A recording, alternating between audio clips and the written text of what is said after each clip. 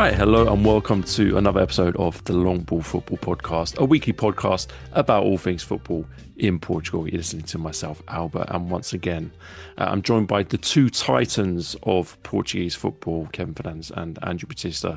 Great to see you both again. Kevin, you're fresh back from a trip overseas. You've been to Madeira. How was that? Yeah, good fun. Good fun. Always good to visit the motherland. Mm. Yeah, went for two matches. Sporting and Marítimo, the two teams that I'm more closely affiliated with.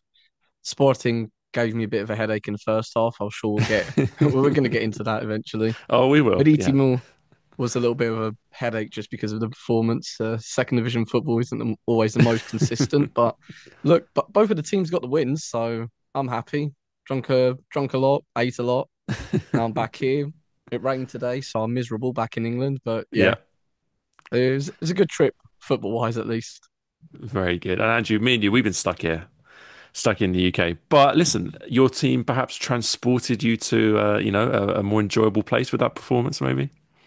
Yeah, very happy. I mean, yeah, like Kevin, he might have been in Madeira, but I was eating and drinking a lot here anyway. Same as usual. That's what we do here. But yeah, very happy. Absolutely. Well, without further ado, let's get on to it. And it's an interesting week this week, of course. And if we may even look ahead slightly, we've got Porto versus Sporting on the horizon next weekend. So it's interesting to look at both of those teams this week. They've almost, in some ways, been mirroring each other's form in recent weeks. You know, last week, Porto had to overcome some obstacles to get that win against Gil Vicente, while Sporting cruised to victory against Arouca. This week, Sporting had to deal with some of those obstacles, while Porto had a very enjoyable win. So that's all kind of playing out very nicely. We'll come on to that in not too long, but we should, of course, start with this weekend's action, and we will start with Sporting as we always start with the team at the top of the table, who had to come from behind, Kevin, against Nacional in Madeira, 1-0 down at half time, and a man up. Thanks to a red card for Nacional's Ruan. However, I think it was a case of patience paying off in the second half.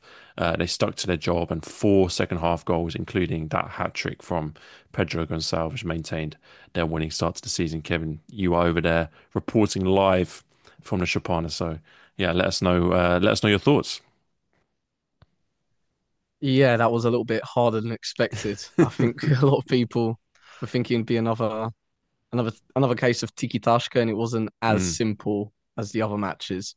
Not to say there was a poor performance. I don't think it was as much as a collective issue as perhaps small individuals. I think Morita was very poor. I think Fresneda was having great difficulty progressing the ball. Trincão did not have his best game.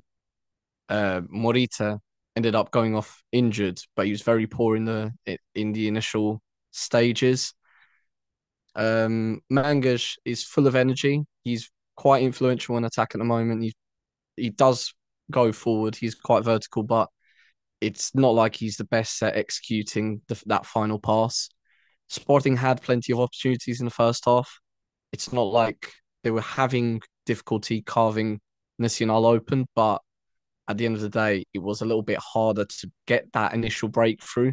It did come in the second half. It did come after a red card. So the question mark will maintain. And I think it was what we've been talking about since the start. Perhaps the question mark next to Rui Borges' name is how will we fare when the situation is a little bit tougher than expected, if there isn't that sort of helping hand to get the first goal.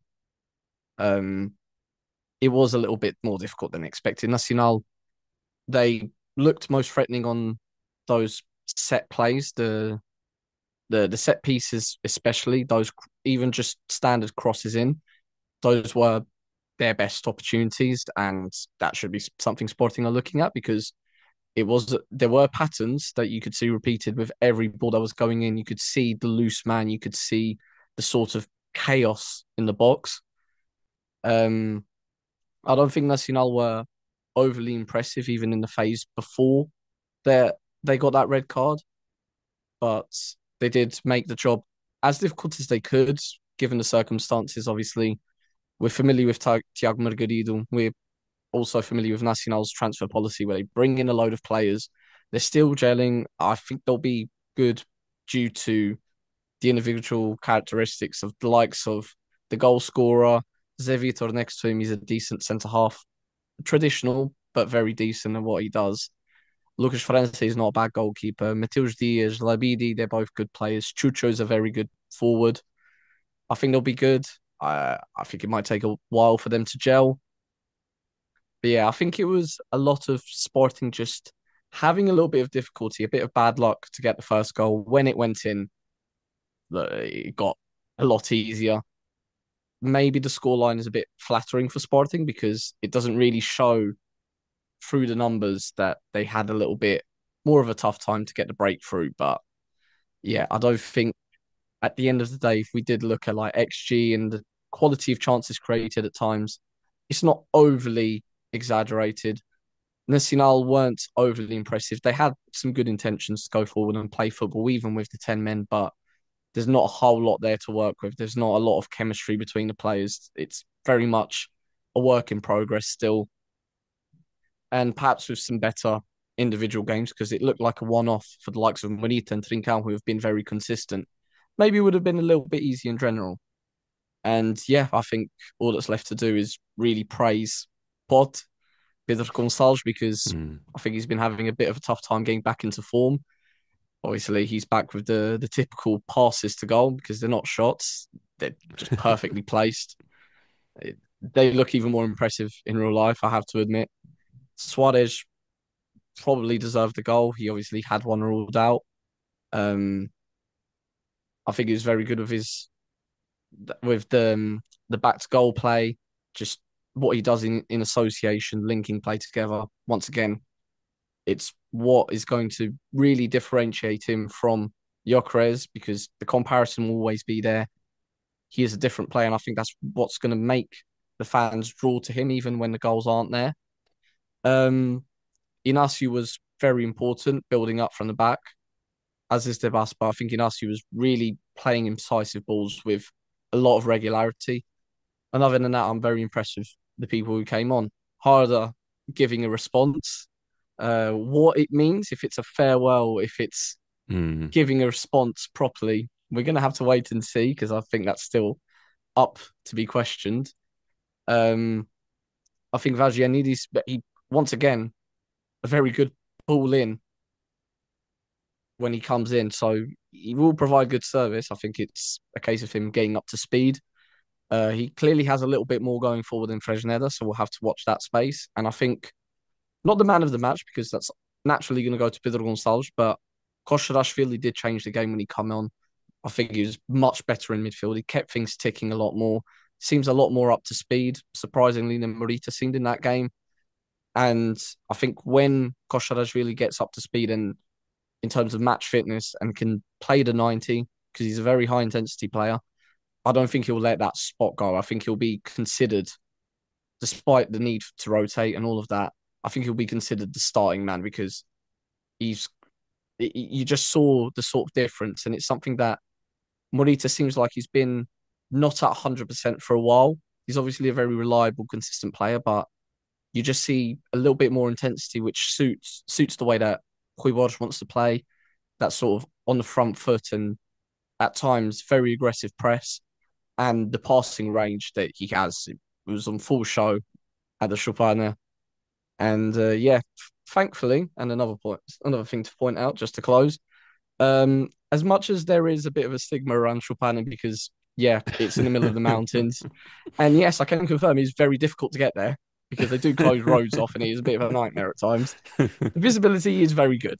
It's not always cloudy, not in the summer. Let's calm down about that. But yeah, it's a lovely ground to visit. It's a bit of a unique one. And yeah, I don't think Sporting fans can complain too much because even though there were a few sweats in the first half, it wasn't a thing to really be concerned about heading into the 60th, 70th minute. These things do happen. And look, I think that some of the individual performances weren't exactly recurring and there's not a lot tactical that can be complained about. The chances were being created. It seemed a lot like a matter of when, not if. even Mhm. before the red card. Yeah, absolutely. I'm very pleased to hear that your view is not obstructed, Kevin. So I'm relieved to hear that. Um, I want to elaborate on quite a few of the points you made actually, but I'll come to you, Andrew, for your initial thoughts on the game as well. I think for me, the real kind of underlying message of the game was what Kevin summed up when he said it was a professional performance from Nacional, if not particularly spectacular. But it was all about patience. It was all about not panicking. It was all about keeping creating the chances and waiting for the ball to hit the back of the net. And listen, Pedro Gonçalves must be an avid listener of the Long Ball Football podcast because I think it was only last week that we were talking about maybe, or I was at least saying maybe he's had a bit of a slow start to the season. Maybe they're looking for a replacement, but he seems to have responded in this game definitely. He certainly was the difference maker in this game, and I've said before that the Sporting team will be there will be a lot of great individual performances that will push them through, and I think this was one of them from Pedro Gonçalves, and I think it just shows when he's fit and when he's firing on all cylinders, he's one of the best players in the league without a shadow of a doubt. The problem is you're always just waiting for that next injury, which is obviously very unfortunate, but that's kind of been his problem for the last few seasons. I thought Sporting were good even when they went behind. They were the ones creating all the chances. It was Pedro Gonçalves. He took 8 shots in this game. That's striker numbers. So you could see he was really up Yeah. for it. He was really trying to sort of make the difference. Um, I thought, even though Nacional started well, Liziero with that great corner, and I thought Liziero was the best player, on the pitch for Nacional in this game. But yeah, you find yourself, one up against the champions at Choupana. That's fairy tale stuff. But it never really felt like they were going to be able to hold on to it. And then once that red card happened, it became even less likely. Mhm. It was kind of like countdown to the equalizer, then countdown to goal number two, and you knew what was coming. I think this, struggled to find any solutions to what Sporting were doing, even though, some players were struggling left and count. There was still they didn't really know how to deal with the attack and the way and the pressure that they were exerting on Nacional. Chucho Ramirez, as good as he is, I don't think he helped his team much by, you need to hold the ball up and try and win some fouls and sort of get stuck in just to ease the pressure. But the team just felt like they were really under the cosh for a long time. But overall, this Nacional team are good. We know Thiago Magalhaes is a good manager. You expect them to sort of bounce back, even though they've had a tough start to the season. But they've got a tough run of games coming up. They've got Casa Pia next, who, aren't doing great, but they're still Casa Pia. They've got Porto, they've got Aroca, Braga, Moreirense. I mean, that's a tough run. Mhm. So you want them to sort of figure it out as quickly as you can and start getting points on the board because, next thing we could be at Christmas and he could be in some real trouble. But I like him enough to know, like I like him for a reason. He's a good manager. He's a good ideas guy. He sticks to his principles, and I think they will be fine. And in this game, it was just unlucky. I think the red card, and they were already kind of behind. I don't think it was gonna really ever end that well. I'm going to be a bit harsh on Lucas França. I think he's a good goalkeeper. I'm quite harsh on goalkeepers generally. I think the second goal, he maybe could have done a bit better. When I was watching, I was a bit like, I know Pedro Gonçalves, obviously, he's great at placing the ball, but at the near post, you have to position yourself better. You know what he's going to do. You know how, what the shot, I knew what the shot was going to be Yeah. beforehand because that's the obvious shot. I As for personally also Sporting, thought maybe for the harder goal as well. That maybe that's a bit harsh as well because he kind of has to commit to the one yeah, side. that's But a tougher one. Yeah, that's a tough one yeah, because you're not really anticipating you're anticipating it going across the goal, yeah, whereas Harder sort of made that near post run. But as for Sporting, confident display again. Pedro Gonçalves gets all the headlines. He had a fantastic game.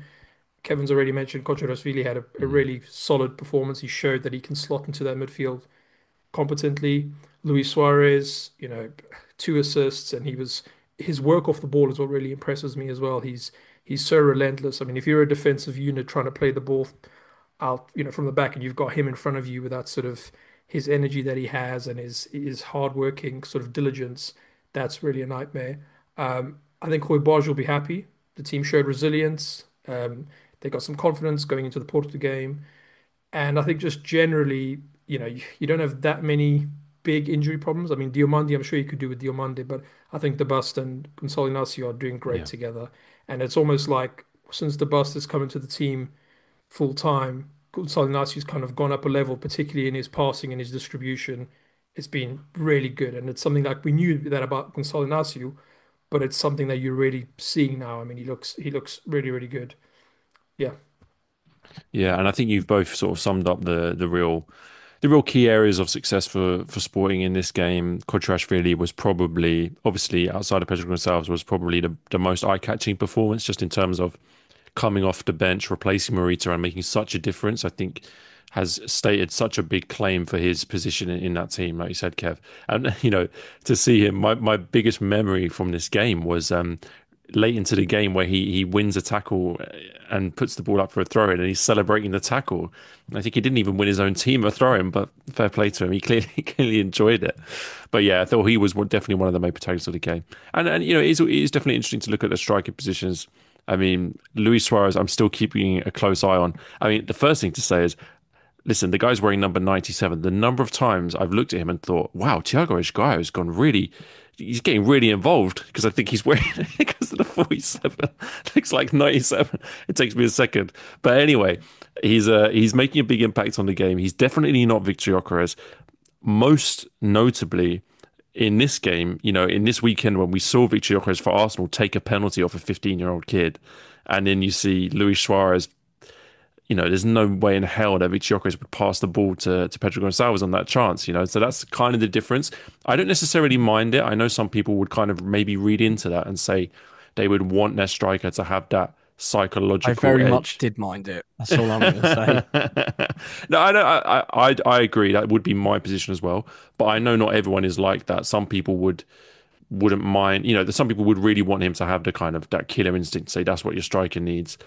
I don't necessarily think it's a weakness, especially if in the modern game the striker position is not necessarily always just the person who's relied on to score the goals. We know that they have responsibilities in terms of the pressing and leading the team. That I think he's doing very well, and I think perhaps you could even flip it and say, well, he's showing that kind of mental solidity to not necessarily need to score every chance he's got. Blah blah blah. You can spin it however you want, but I think the take-home message with Luis Suarez at the moment is that he's already, for me, making a big impact. Not least because of some of the finishes we've seen in previous games, but also just because of the way that the team are playing and the way that he's fitting in. Which I think is a real positive. The last thing before we move on, actually, that I did want to get your opinion, Kevin. I know you already said about Harder's goal. We don't know what it means. But if he was to leave, what do you make of that move? Because we've seen it in the press. It's kind of been touted as a big move to AC Milan, which I think is a natural. I think it's a good move for a player to move to a top club in Serie A. But I think it feels perhaps slightly strange in terms of timing, just in the sense that I don't think we've ever seen the best of him at Sporting, and he was perhaps brought in to be a long-term key player for the side, and it just doesn't seem to have happened. Yeah, I think it'd be a real shame if I'd left at this stage for both parties, to be honest, because I don't think anyone was really expecting the impact that Harder had last season because all things considered, he did score 18 goals plus assists. If you combine Hmm. the two, it was 18 of them in 2,000 minutes last season. So it's no laughing matter for a 19-year-old, considering not that many people, not that many strikers at that age are having that sort of protagonism in any side. Never mind a top side in Portugal. So clearly, there's a lot of talent there to be working with. He does have an eye for goal. He's not a perfect player. He's far from it. He's got to be very technically refined in the future. There's a lot of work to be done in that regard. He's a very different player to Suarez, who Hmm. does have that link up play very much refined and tuned. Harder, it's a lot more methodical and there's a lot more thinking behind it. And it's not as polished, not even close. So I do get why there is a little bit of it seems like a question mark around if he's the right man to be a backup, if he perhaps sees his future once again being very much the second man behind a preferred choice, and whether he is showing that sort of impatience and he does want to move elsewhere. Because that's what most of the reports, it seems like, are saying. He does want that move. He does want, with the number nine shirt, to be considered, if not first choice, one of the first choices, not the second choice as he was last season. I think he Mm. wants to see more progress. But then again, I think at this stage he hasn't shown too many arguments to be trusted on a level above because what he's been doing with that secondary role has been great. With the starting role, he didn't do too much more last season. I think it was very much evident to see where he does still need to grow and show that patience. And look, if he doesn't want to do that, that is a fault of his mentality. It's not a fault of his potential or his quality. It's a shame because Sporting invested for the long term, and what they're going to get in short term was good on the pitch. It's not bad financially, but it's not what it could be. And I don't think Harder is going to see great benefits if he ends up going to Milan. There was talks to move to France. I think that makes more sense if that's Yeah. the reason behind the move. I do get why you'd want to go to Milan, regardless, because look, the name will talk, the salary will probably talk. The mentality that he has, that hunger to constantly take the shot, to really assume that sort of responsibility, it will be that he thinks he can make something more of it. The striker position at Milan is not even 100% closed. There was the whole thing with Boniface, which seems to have fallen through. Jimenez doesn't seem to be fully trusted. So, look, it's not 100% certain what's going on there. There is potential for more, but yeah, it doesn't fill me with a lot of confidence when a player who's had success here, who clearly likes being here, who showed with that celebration one way or another that there is some feeling towards the club. It's a bit of a strange one. I don't think I really agree. One with Rui Borges' kind of preference because it seems like he's not the biggest fan of Harder at the end of the day. And some of his words in the past, calling him basically a little bit bad with the ball, to roughly translate, I don't think that was particularly kind or really the best thing to have been said, considering he was in a good moment. But I don't think Harder has a reason to leave at this stage, to be honest. Yeah, I do find it a slightly. I just find it a slightly puzzling move. I think if it's going to happen, it has to be because it's led by the player, and I think I would only really understand it from the player's perspective if he's going off to be a certain number nine at another club. Because I can, of course, accept any player not wanting to be a backup, but I just thought it was an interesting thing, and it's also interesting to look at from the It club's seems perspective. very sideways when It you does seem put Milan in the sideways. picture. Yeah, especially because he's not going to walk into AC Milan and be the starting striker of, in a million years for me. So that seems slightly strange. But yeah, it is also interesting to look at from the club's perspective as well, because clearly the tactic going into the season was, look, we've lost Gyökeres, who was the first name on the team sheet every week and was never going to be dropped. The answer is not to try and find that again. It's to have two options who are going to compete and lift each other up. So if Harder does leave, then you just have to find a replacement. So it does seem like a little bit.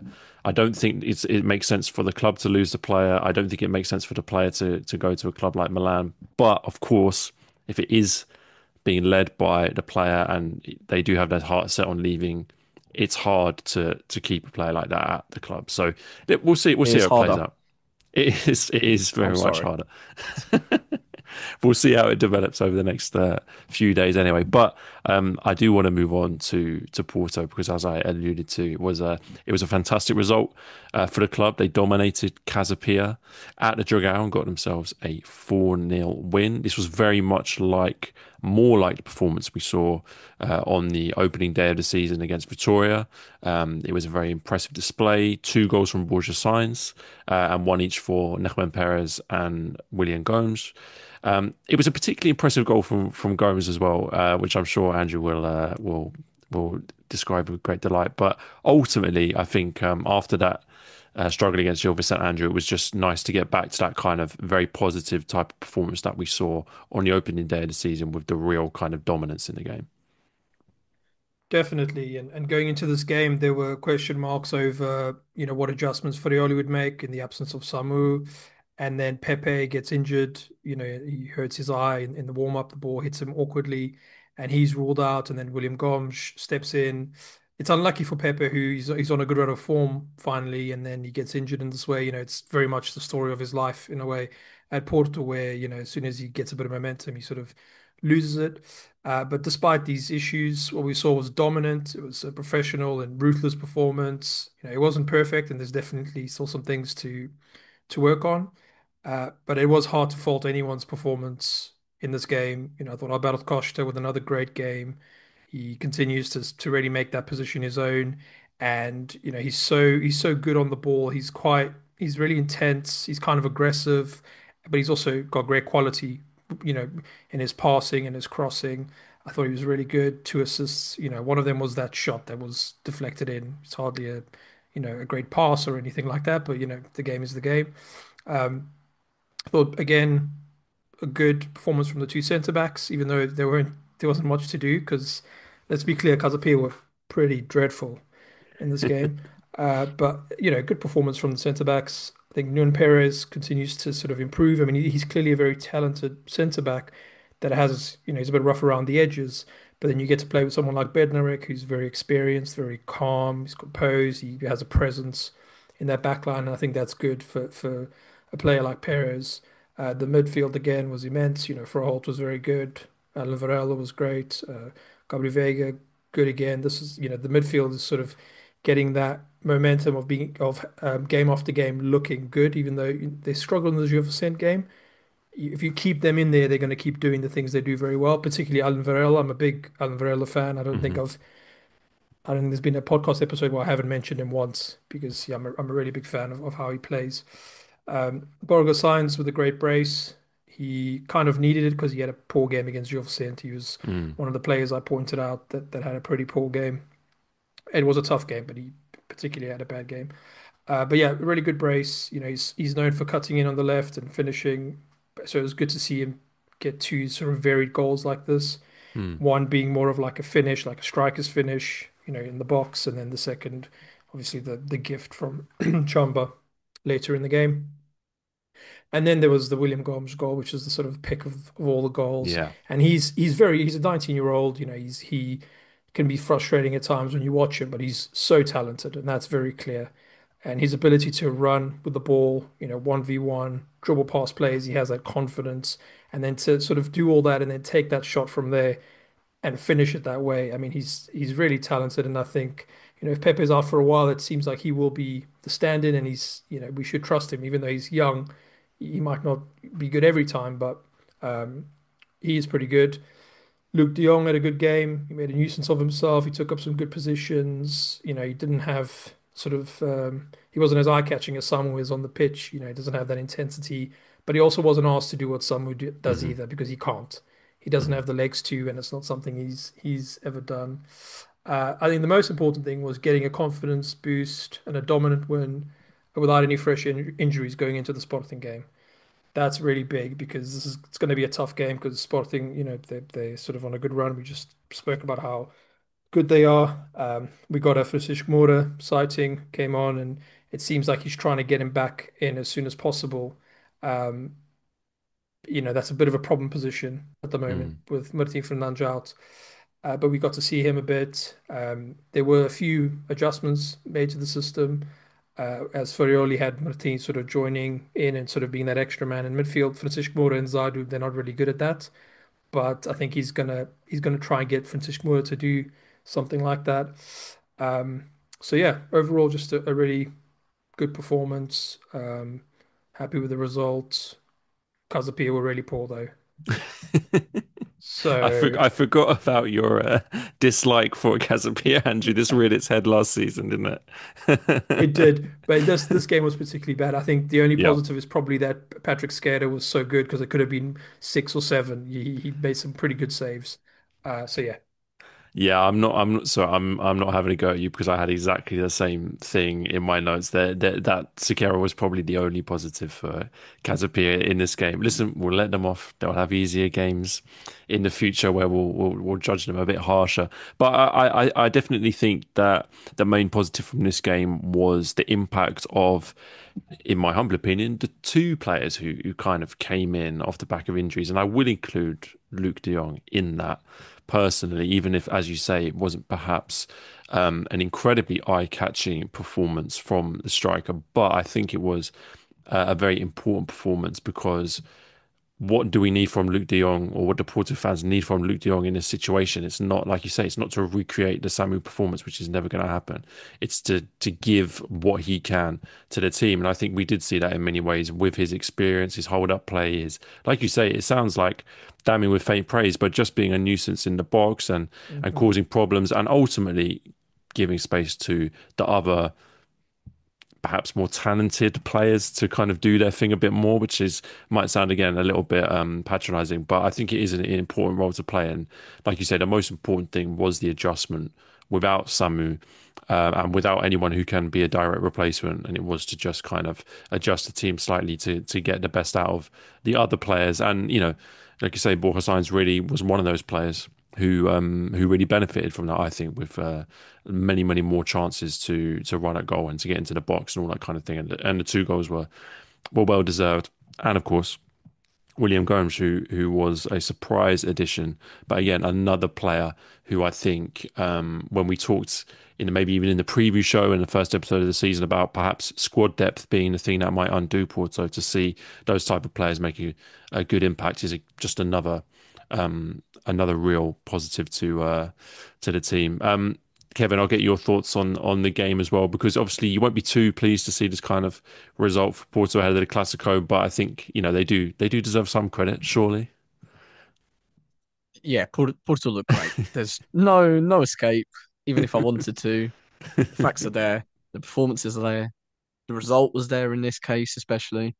Porto do look great. They look completely different to what they were last season, as we've said even in the pre-season show, because of what they showed at that point.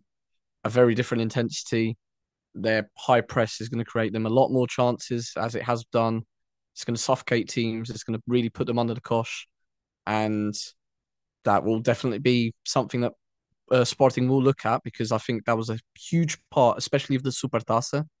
It was very much Benfica's high press and how Sporting managed to escape it, and that was probably the best part about Sporting's game. And look, even though Benfica did win, their performance was not at all convincing, and I don't think that they would have been very impressed by that.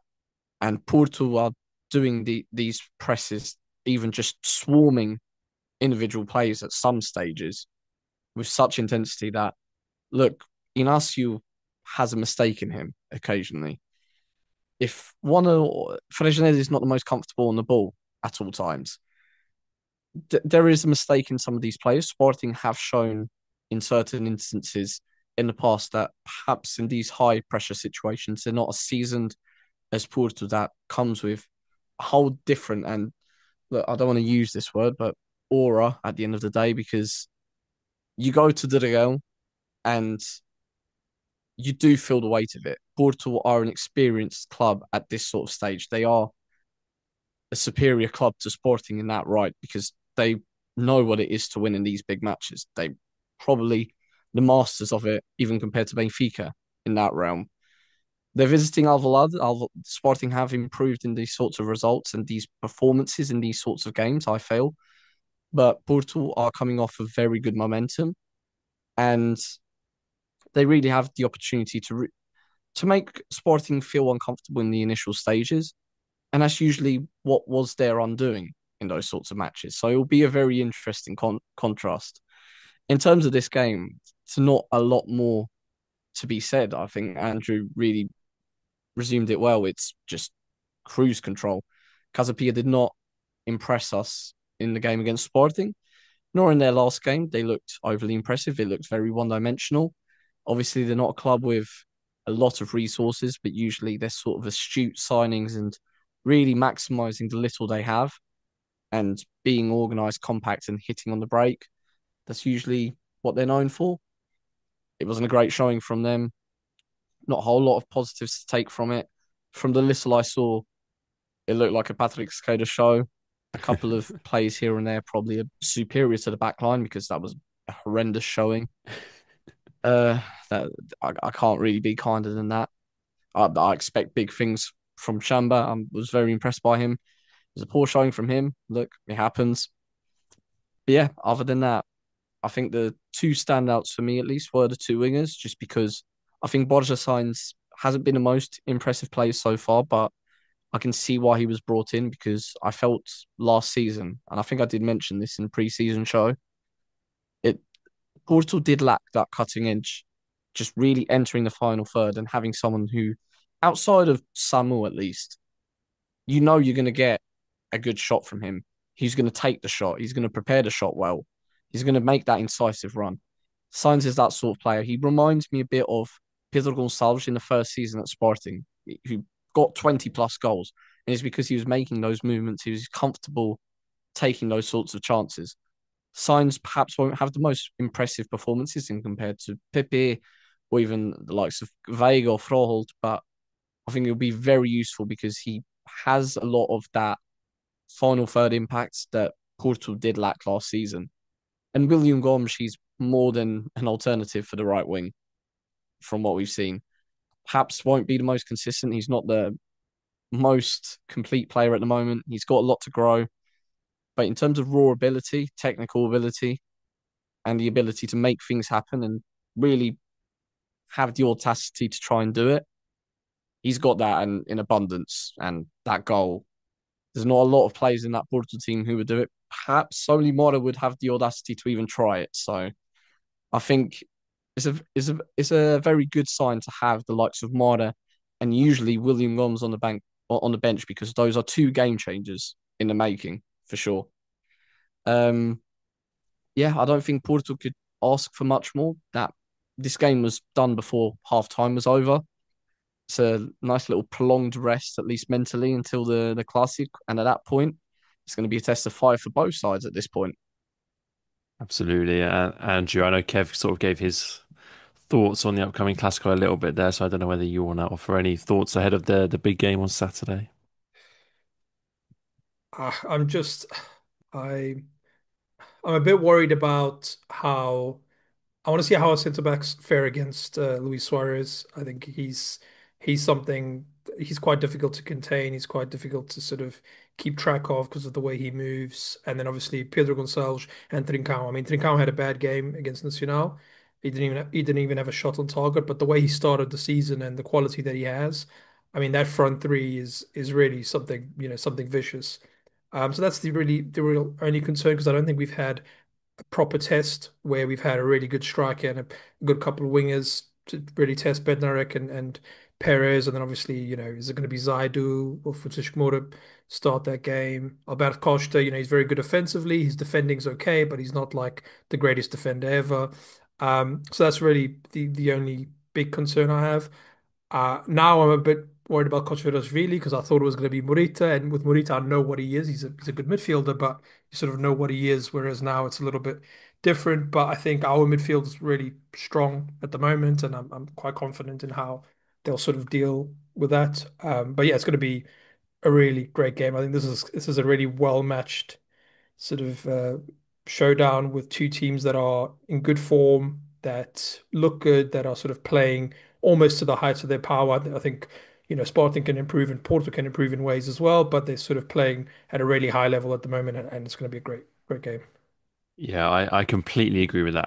And for the neutral perspective as well, I mean, I always say the same thing, but when it comes to these big games, this is what you want. You don't want these Clásicos kind of marred by teams in bad form or going through managerial issues, that kind of thing. You want these teams playing as well as they can, going up against each other. And it does feel like even this early stage of the season, we've got kind of two of the heavyweights of this league going up against each other at a great time. So very much look forward to that game on Saturday, and of course, very much look forward to dissecting all that action next week. We should, of course, talk about Benfica, who won 3-0 against Tondela in their second game of the season, an improved performance compared to that 1-0 win on the opening day of the season against Estrela. It was goals from Ivanovic, Algenes, and Prestiani, which got them the 3-0 win. And gentlemen, I am going to keep my mouth fairly tightly shut on this one because, as evidenced in our podcast group chat, I got quite a few things wrong about this game. So I'll leave it to you guys. I'll tell you what, Kev, I'll come to you first. Go on. What did you make of this one? By the little I saw once again, it was a long weekend. I'm not going to lie to you guys. Um, it seemed a lot of the same from Tondela, which is practically very good intentions, Good moments, not a whole lot of luck, and once again, the scoreline was not exactly favourable. There's a lot there to work with. Funch again was great. It's not always great to be constantly talking about the goalkeeper, but he does look like a very good goal. But he is saving Tondela a lot. And look, if we're praising the likes of Hornicek at Braga, Hmm. look, it's relative. You need a good goalkeeper in this league. Um, I think the back line wasn't all that bad. I think individually they had good moments. I think there were a lot of moments where there were incisive passes made, and I'm not sure that the front line, like, there was a coordinated sort of structure to kind of cut those passing lanes. I think at times the likes of Dahl were making very incisive passes. I think Dedic was coming through with menace, attacking the flank quite well. Algren's, again, he's very intelligent with his positioning. I think that was more what was creating the problems in this game, is more a positional thing than like pure inspiration from any of the players. I just think that the likes of Pavlidis really brings others into the game. As poor as a performance as he had, from what I saw, I think he's just very selfless, and he has to sacrifice at this moment his personal performance for the gain of the likes of Ivanovic, even Hughes to explore space. Alcran's obviously down the right hand side, and Dedic as well. Um, I don't think Obrador had that great a game. I think he might be a bit of a problem area. I think we saw a huge impact when Dahl came in. I think Prestiani came in very well. And as much as we do talk about the fact of Benfica not really trusting the creators among the squad or have one that's a true standout at this stage, I think he's come in quite a few times recently since quite a poor cameo in the Club World Cup. And he showed that he deserves a place in the squad. So we'll see what happens there.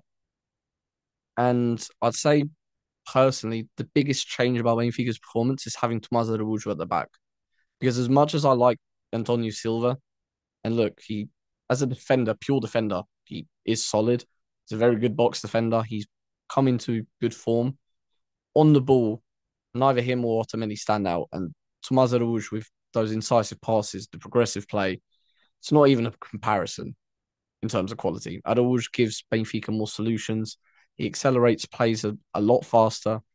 He finds passes that neither can do, I believe, at times, or are willing to do.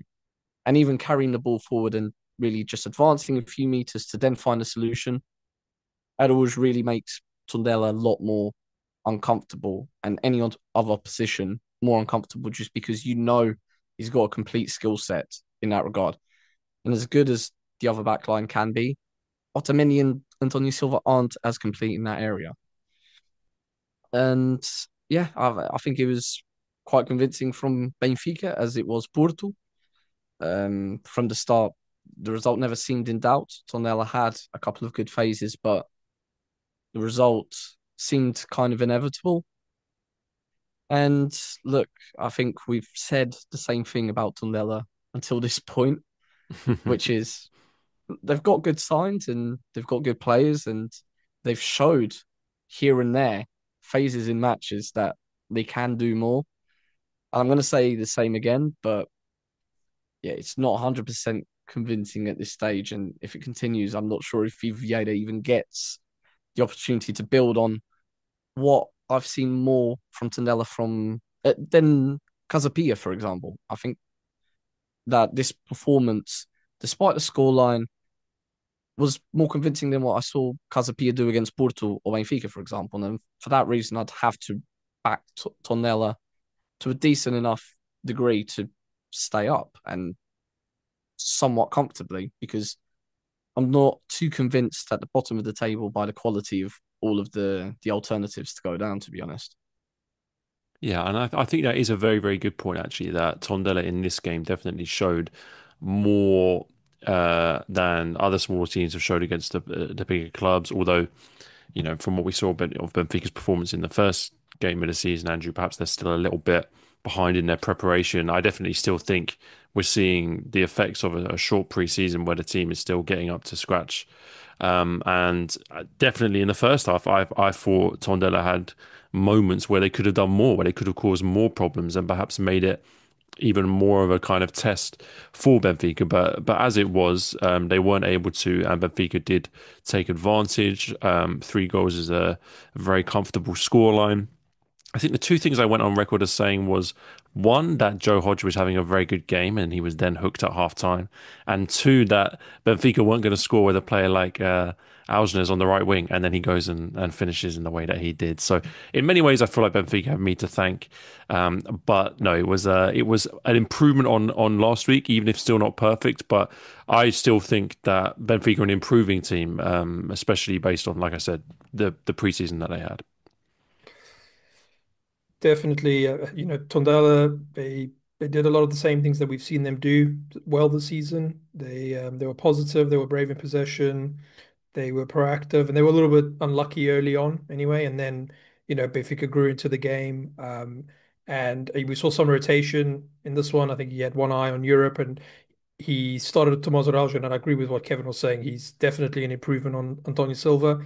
Antonio Silva will be starting the Champions League game, and he is the starter in this team. Weirdly, I don't know why exactly, because Tomás Araujo is clearly a better centre back. But and then we saw Rey Samuel Suarez start as well in the league, which was kind of strange. A goalkeeper sort of, rotation. It's not something you see often, but it was good to sort of see something different. I agree. I didn't think Obrador played really well. I think he struggled in this game big time. A lot of the creativity I noticed was through the fullbacks. There wasn't really any other creativity except Algenes, who, Algenes is going to do Algenes things. He's going to try his best. He's going to try and force it. He's going to make runs and try and make passes that maybe he's not in his repertoire, but he's trying. And that's something that, you always, every time I watch Algenes, I'm like, you know what, this is the kind of player you want in your team. A guy that tries, a guy that's puts a shift in. And I think Brunelage likes that about him. He feels like he can count on him. But a lot of the creativity was coming from Dedic, came from Samuel Dahl when he was on. And then obviously Dedic has that great pass to Ivanovic for that first goal, Lovely. and fantastic finish from Ivanovic. He's a proper striker's striker. The one thing I'll say about Pavlidis and him playing in that sort of two striker sort of system is they do still look like lone strikers that are playing next to each other. Hmm. Pavlidis is more open to sort of like knowing that he has a strike partner, so you can see him looking for Ivanovic, but he's not getting the same thing. Ivanovic is not reciprocating that. I think he's a striker. I'm going to shoot. I'm going to get the ball. I'm going to do my thing. If Brunelage is going to persist with this two striker system, they probably need to work on their chemistry a bit. They still have a right wing problem. I think they need a sort of right wing or at least an attacking midfielder to help provide some creativity. There's some talk today. I saw something about Carlos Alvarez from Levante. They're interested in him. He can sort of play both of those positions. But then, a couple hours later, Levante obviously released a sort of press briefing saying, yeah, he's going to cost quite a bit of money. So, this is the game. This is the transfer game. Um, but yeah, back to the game. Benfica looked good. This was a case of Benfica have better players. Tondela, they tried their best. Ultimately, the difference was their strikers. Algenes was very good. There was some good play. Richard Rios was decent. I thought Sheldrup was disappointing again. He never really He's catches not my really taking attention. his chance for me. He's not. He's really not. And this is now 2 games. I mean, he's played quite a bit already early on in the season, and he's just not impressing me.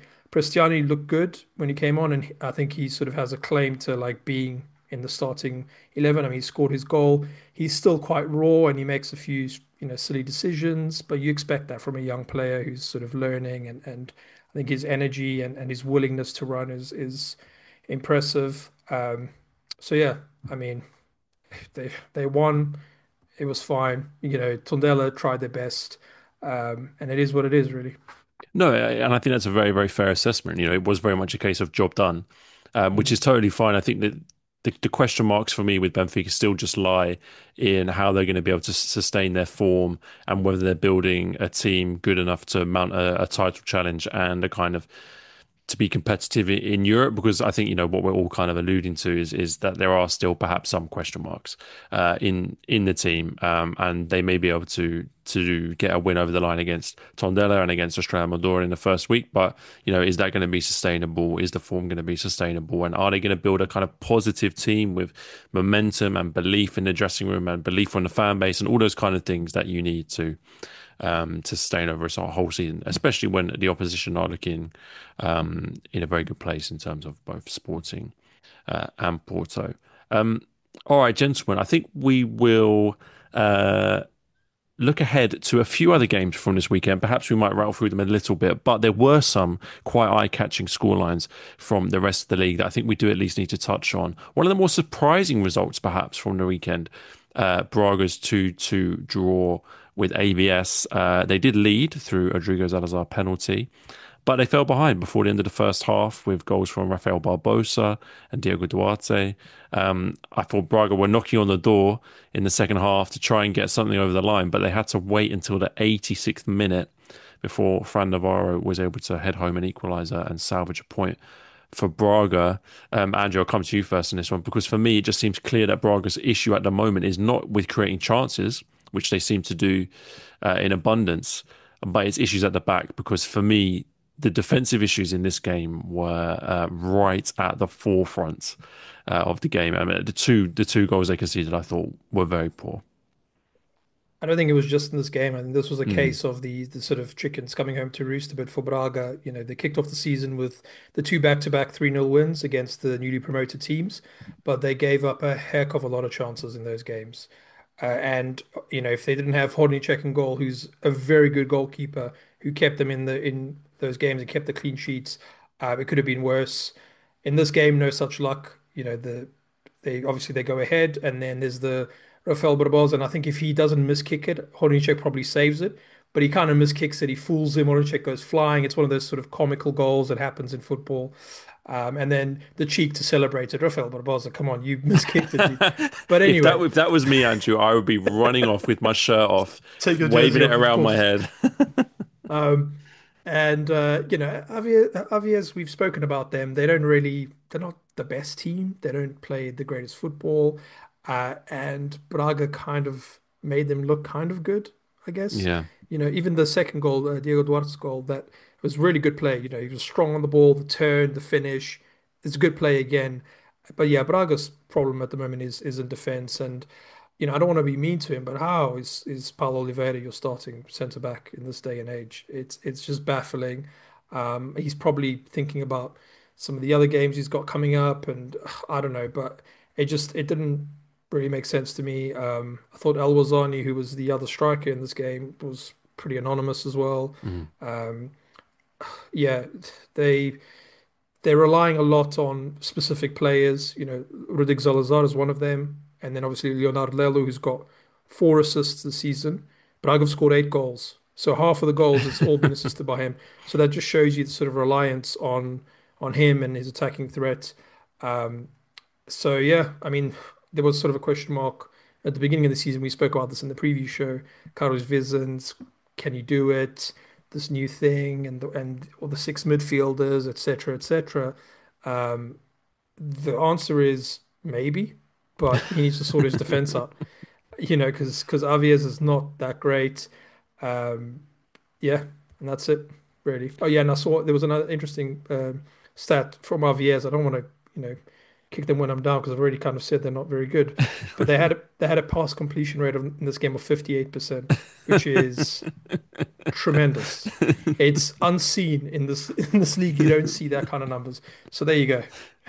Fantastic. I mean, it's like you, I do genuinely steer away from sort of singling out players in a negative sense, but yeah, I think Paulo Oliveira had a game to forget. I do wonder what yes, forgive me, I forget the name, but they've got the young German centre back who played at under 20 World Cup this summer or whatever it was. Good Yeah, player. RMB, yeah, yeah. Yeah. I mean, what's he sitting on the bench thinking? What have I got to do to get a game?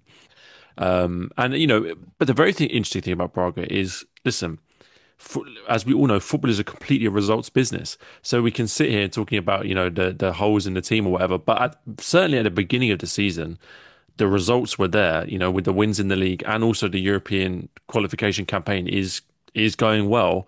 So it is an interesting one because obviously Vicenza is still very much there, and it's kind of been a success so far in a weird way. But like you said, this game was the example where it didn't go their way because things have gone their way. They've been a little bit fortunate to kind of some of their results have flattered to deceive a little bit, and this was the game where they didn't get away with it. Kev, I don't know if you've got anything to add, but yeah, it was just it was a game. It was a game where, like I said, their chickens kind of came home to roost. And if Navarro doesn't head that in the 86th minute, I think it looks even worse. Yeah, we've not been 100% convinced by Braga so far. And I think this game against on paper at least, slightly better opponent has really confirmed our doubts because even against Alverca last week, and Alverca looked far from a finished product, and there are a lot of question marks there. They still had moments that they could have been punished for some comically bad defending and just very simple play from Alverca, which split them wide open.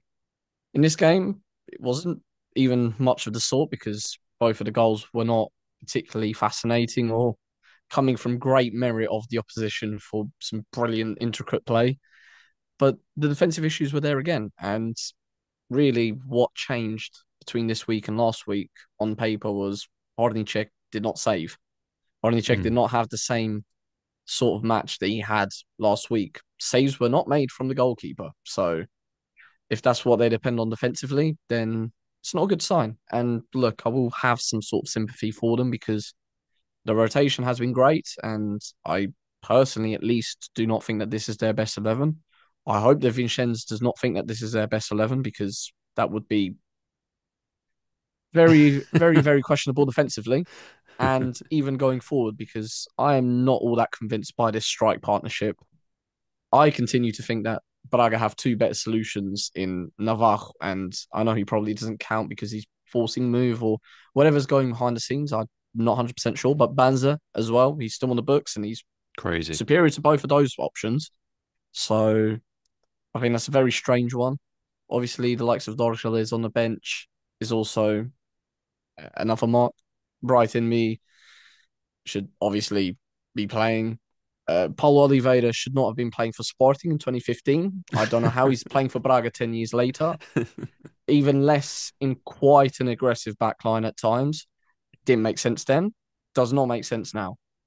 And the last point I'd probably put on that is I don't know what to do or what to say about the right back issue because Vitor Carvalho has his arguments for as well as arguments against side. I don't think Vitor Gomes was particularly better, and that potentially will continue to be a question mark because I didn't mind Lager Bielka there in the game that he played in the Europa League qualifiers, but he needs to be in our back line as well because he doesn't look that bad a centre back in general. So yeah, I think these sorts of question marks will continue because look, Lelo and Salazar are having quite a lot of influence, and those sorts of plays, moments down the right, down the flank, and then coming in and exploiting whatever space is created, seems to be working. Braga aren't necessarily poor in terms of chance creation, but there are. It seems like in the final moment and in the defensive sector that there are still some question marks there. Whether that has to do with the personnel and perhaps depth not being as good as perhaps hoped, I don't know, but we will see. In terms of Avies, and I really don't want to be insensitive, but they're just not very good at football. And I don't know what else to say other than that. It's just, it doesn't look inspiring on the pitch or in terms of personnel because I, I do I do rate Akinsola. I think he's a point of inspiration. Rafael Barbosa is not a bad player for that level. Duke Spencer, I think he had some decent moments in this game, but it's not enough at all. In midfield, in defence, I'm not too convinced about Duarte in terms of hold up play and what really you need to see from these sorts of teams to survive and to really even win points against their rivals, not even in these matches when they're not expected to get a point against Braga. I don't see this sort of scoreline repeating itself. I think it's an exception to whatever rule. I don't see them getting gifted the sort of situation that happened with Barbosa because that was a clear miss kick. I think you could really see by his body language. Yeah, there are a couple of players I rate in that squad, but and I think it's really doomed, to be perfectly honest with you. I do not see them getting anywhere close to escaping the bottom three at any stage in the season. And that's perhaps really dependent on what we see from the likes of Alverca, those sorts of teams that aren't 100% gelled, or even a surprise package like Nacional, who we do rate, or even Santa Clara having more issues than they've had already. Look, I don't know, but they're just poor, really, really poor.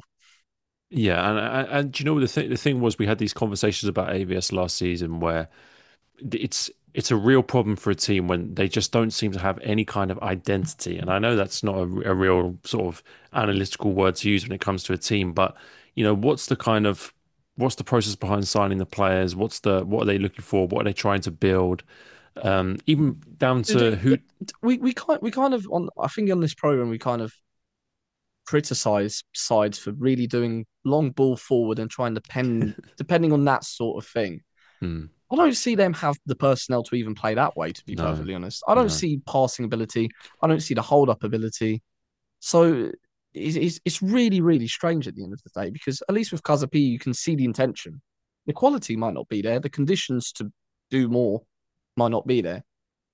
But can I really say that AVS has a top tier goalkeeper who will save and save and save? Whether the back line can absorb the pressure, whether the midfield can escape with some sort of tendency that are solid in terms of positioning. Is the unit compact? Do they have players that can break? Do they have a forward that can hold up and really take a chance? Not really. Yeah, no, I completely agree. And do you know what? It's interesting now to then look at who Braga have played this season because they've played Tondela on the opening day, Alverca in the next game, and then now AVS. Probably three teams who are real candidates to go back down. Not to say they necessarily will, but two newly promoted teams and the team that only survived via the playoff last season. And I think in all three of those games, we've talked about them leaking chances, and it was only in this game that they were punished for it. So big questions to be asked for Braga going forward. I do want to quickly talk about Moreirense versus Vitória because it's the first appearance of the season for Moreirense on the Long Ball Football podcast. We didn't get an opportunity to talk about them in the previous show or the first 2 weeks of the season, but this was in fact their third league win in a row. They beat Santa Clara and Alverca in the first two games, and then in this game beat Vitória 2-0. An interesting game to watch because I thought, in fairness, it was a fairly even game, but it was 2 goals in 2 minutes from Guillermo Schetin, which proved to be the difference. Yeah, Andrew, we talked about Victoria before, obviously, but Moreirense, I mean, I'm not going overboard with them just yet. I think it's been a very competent start to the season, and I think that's a good word to use. They look like they're building a kind of competent and solid side at the very least. But this was a good victory for them to beat a team of the size of Victoria. Definitely, and the first half they did struggle a bit. I thought Mm, Vitória looked quite up for it in that first half, and they dominated a lot of the sort of attacking play. And going into half time, I remember sitting there thinking, well, Moreirense need to figure something out because it doesn't, mm, it looked like it was just a matter of time. And then you get those two quick fire goals right at the beginning of the half, and you could just see Vitória's heads drop, and you could see Moreirense kind of relax, and they mm, start controlling the tempo, and you start seeing some of the quality of a lot of those players that they've got. I mean, Alan Zingo, I think, had a good game. He tends to have good games. It's kind of his thing. I'm surprised he's still at Moreirense. The great cross for the first goal, and obviously Guillaume Schutten was there waiting, which is really good. As soon as the second goal went in, like I said, Vitoria's heads dropped. Um, but if you're Vash Costa, so far so good. 3 games, 3 wins, and you look pretty good. We'll see when they get a real test. One of the bigger teams or one of the sort of better teams, let's say. We'll see how they do. Vitoria, despite doing a lot of good stuff in the first half, they was like a lack of concentration almost at the beginning of the first half. It just Mm. seemed like they weren't sort of ready for it. I'm still not really convinced by this team. I'm not convinced by Miguel Malga. He always seems to, every time I'm watching him and I'm sort of focusing on him, he's doing something silly. Gustavo Silva, not super convinced on him either. I thought, Adekanju looked lively, but he always does, but he can't seem to sort of find a place in the team and deliver good performances consistently. But ultimately, there's some issues, I think, with this Vitória team. They haven't really been able to put together a good performance. They haven't been convincing at all. And, the transfer window is going to close pretty soon. And that means the squad issues, which do exist, they need to be solved with what you've got. So, yeah, we'll see how they get on. But yeah, not looking good for them. Yeah, and Kev, I'm keen to stick on Moreirense because I feel like we have hammered Vittoria for a couple of weeks in a row now. Although they do probably deserve it. But what I mean, when I think about Moreirense in kind of recent years, last 3, 4, 5 years, it's important to remember that this is quite a small team. They've done well probably to stay up in quite a few years.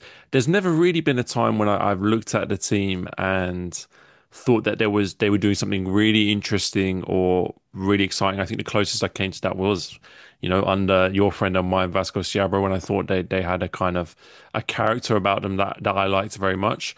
But nonetheless, they've kind of for this team to be competing in the Premier League is a success in itself. And I think even players like Alanzinho, they do have some interest there. Although, yeah, like I said to Andrew, I'm not building them up too much, but I'm pleased to see them get this type of win. And it's a fantastic start to the season. Not just this, but Santa Clara as well. I think was a good win. 100%. They're definitely the surprise package of the season, and I'm not 100% sure whether we should be too surprised because they're always there or thereabouts in terms of being a very stable side, showing some good signs, being, again, not one of the bigger clubs in the division. And Portugal seems to have this sort of tendency to have the likes of an Aroca, Casa Pia, and Moreirense, sides from small towns in comparison to the alternatives with subpar conditions really financially and really maximizing what they've got. And I think in this case, it's a case of a very talented coach, seen from the time that he was at Leiria. Vasco da Costa is definitely one of the more promising in Portugal at this moment and has been a name to look out for a while. Again, another one under 40 years old. Seems to be quite a few of them coming through at the moment, joining the likes of Tiago Margarido. Um, And I think it's a case of a team that knows what it wants to do and do it well. They're comfortable with the ball. They're comfortable enough going forward and playing that quick pass. They are well organized. I think it's a case of very decent profiling and just finding players that aren't necessarily uncomfortable in any sort of situation. They can be under the cosh. They can be playing the quick ball forward. They can have possession, but they seem to really take these sorts of game states in their stride. And really, I think that the front four, more than the defense, as solid as they seem to be, and I think so far it seems like the individual performances have been good. I think that's a front four that is definitely above what you would expect Moreirense's level to be. Shetin has already had that move to Braga in the past. It didn't work out, but he's shown that he deserves that sort of jump and that he can warrant that. And his work off the ball is usually quite good. He's having a lot of success in front of goal at the moment. So, look, brilliant for him. That's the best of two worlds. I'm very impressed by the two wingers at the moment. Tegoya I wasn't too familiar with, but he's impressed me. I think he's quite good for the level. Kiko Bondoso we're already familiar with for his journey with Vizela in the past. I think that's a great also balance between the two. I think Tegoya can be a little bit more direct. I think Kiko Bondoso can be a little bit looking more for the pass in comparison. And Alan Z, one again, he's just the heartbeat of the team. And I really don't know how he's still playing for Moreirense, not even going back to the likes of the big boys in Brazil. There's a great player there in terms of ball playing and making things happen. That he's probably at this point one of the best outside of the top four, the typical top four. And yeah, I'm not too sure if he would have a spot in those clubs because obviously it's a very distinct profile. Physically, he's not the greatest, so maybe it's a bit of a strange fit. But in terms of technical quality and his passing range and all of that, he is a great player. And look, I do expect a decent season from what I've seen because make no mistake about it. It's not a massive test, especially at home, because they do tend to make Moreirense a very tough place to visit. But 2-0 against Vitória, where at no point did it look like Vitória were definitely going to win, and they were by far a superior side. It was a balanced game by the looks of things. And look, Vitória by name are the superior club. They have the experience at that sort of level. And they didn't look, even with the likes of Thiago Silva and Andal and players that we do tend to put at really the top, the upper echelon, Moreirense did not look out of place. They looked relatively comfortable at all times. So yeah, I wouldn't even say that Vitória were too bad, but I think Moreirense really do look quite good because it's not a case of like these sorts of sides like Casa Pia where they have those odd games where they do break forward with some sort of menace. They are quite compact at the back and depend on a great performance from the goalkeeper and that. They Moreirense look quite complete in all moments. So yeah, very impressed by them. All right. Well, I do. You know what? That's got me a little bit excited about Moreland. So I will. I'll take that, and I'll look forward to watching them in future weeks because we always like to look for a kind of outsider team that's doing well. So maybe that'll be them this year. All right, gentlemen. I think we are going to leave it there for this week. I know we had a couple of other games on the agenda. I don't think we quite got the time, including.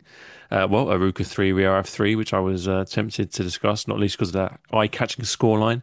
But Estrela da Amadora 2, Alverca 2, a game with a red card for each team, 35% actual playing time, and an injury to a referee. I mean, it's a real shame we didn't get onto that, but I can encourage the listeners to go and seek out the highlights of that game at the very least if you want a little afternoon's entertainment. But we will leave it there. We will, of course, be back next week where top of the agenda is going to be that Clássico between Sporting and Porto, which is going to be a fantastic game. We'll also round up all the action from next week's Primeira Liga fixtures.